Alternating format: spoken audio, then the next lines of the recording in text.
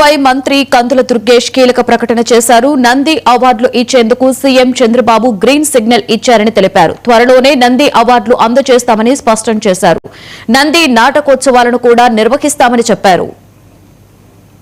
నంది అవార్డులు, నంది నాటకోత్సవాలు ఇవి రెండు చాలా ప్రధానమైనవి.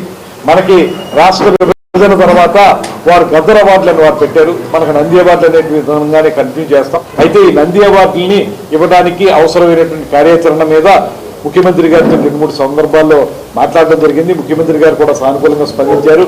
తప్పనిసరిగా ఒక 2-3 నెలల కాలంలోనే మనం నంది అవార్డులు మనకి ఏంటంటే 2012 వరకు ఇచ్చే తర్వాత ఆగిపోయినాయి. అందువల్ల వాటిని ఏ రకంగా చేయాలి, అప్పుడున్న వాటిని ఇప్పుడు కొత్తగా వచ్చే వాటిని కలిపి చేయాలా, ఎలా చేయాలనేటువంటి దాని మీద పూర్తి స్థాయిలో దీన్ని చర్చిస్తా ఉన్నాం. ఉప ముఖ్యమంత్రి పవన్ కళ్యాణ్ గారు, అదేవిధంగా నందమూరి బాలకృష్ణ గారు వారితోటి సంప్రదింపులు చేస్తా ఉన్నాం.